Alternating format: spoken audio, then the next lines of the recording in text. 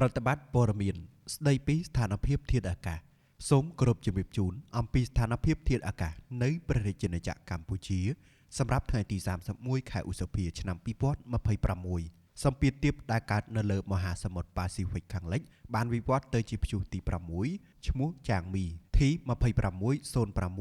ហើយមានឥទ្ធិពលលើរបបខ្យល់មូសុងនិរដីដែលបក់លើឈូងសមុទ្របេងហ្គាល់សមុទ្រអានដាមែនសមុទ្រចិនខាងត្បូងអាងទន្លេមេគង្គសមុទ្រកម្ពុជានិងលើព្រះរាជាណាចក្រកម្ពុជាគន្លងផ្លូវដើររបស់ព្យុះចាងមីនេះពុំមានឥទ្ធិពលលើព្រះរាជាណាចក្រកម្ពុជានោះទេស្ថានភាពបែបនេះនឹងធ្វើឲ្យធាតុអាកាសចាប់ពីថ្ងៃទី31ខែឧសភាដល់ថ្ងៃទី2ខែមិថុនាឆ្នាំ2026មួយតំបន់វាលទំនាបសីតុណ្ហភាពមធ្យមបរិមា25អង្សាសេនិងសីតុណ្ហភាពមធ្យមអតិបរមា36អង្សាសេខ្យល់បក់មកពីទិសនិរដីនិងទិសអាគ្នេយ៍មានល្បឿនមធ្យម3ម៉ែត្រក្នុងវិនាទីខេត្តបន្ទាយមានជ័យបាត់ដំបងពោធិ៍សាត់សៀមរាបកំពង់ឆ្នាំងកំពង់ធំកំពង់ចាមត្បូងឃ្មុំស្វាយរៀងព្រៃវែងតាកែវកណ្ដាលនិងភ្នំពេញអាចមានភ្លៀងធ្លាក់ជាមួយខ្យល់កន្ត្រាក់និងផ្គររន្ទះក្របដណ្ដប់លើផ្ទៃដី 45%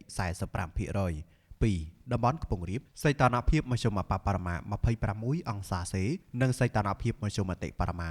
36អង្សាសេខ្យល់បក់មកពីទិសនិរដីនិងទិសអាគ្នេយ៍មានល្បឿនមធ្យម3ម៉ែត្រក្នុងវិនាទីខេត្តកំពង់ស្ពឺបៃលិនឧត្តរមានជ័យព្រះវិហារក្រចេះស្ទឹងត្រែងរតនគិរីមណ្ឌលគិរីជួរភ្នំដងរែកនិងតំបន់ជួរភ្នំក្រវាញអាចមានភ្លៀងធ្លាក់ជាមួយខ្យល់កន្ត្រាក់និងផ្គររន្ទះក្របដណ្ដប់លើផ្ទៃដី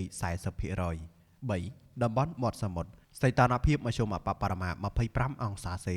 និងសីតុណ្ហភាពមធ្យមអតិបរមា35អង្សាសេខ្យល់បក់មកពីទិសនិរដីនិងទិសអាគ្នេយ៍មានល្បឿនមធ្យម2ម៉ែត្រក្នុងវិនាទីខេត្តកោះកុងព្រះសីហនុកំពតកែបនិងជួរភ្នំបូកគោអាចមានភ្លៀងធ្លាក់ជាមួយខ្យល់កន្ត្រាក់និងផ្គររន្ទះក្របដណ្ដប់លើផ្ទៃដី 45% រលកសមុទ្រមានកម្ពស់មធ្យមបរិមាកន្លះម៉ែត្រនៅកម្ពស់មធ្យមអតិបរមា 1.75 ម៉ែត្រអាស្រ័យដោយបានជម្រាបជូនខាងលើសូមសាធារណជនទទួលជ្រាបជាព័ត៌មានការផ្សាយរបស់ក្រសួងធនធានទឹកនិងអូតូនិយមថ្ងៃទី31ខែឧសភាឆ្នាំ2026សូមអរគុណ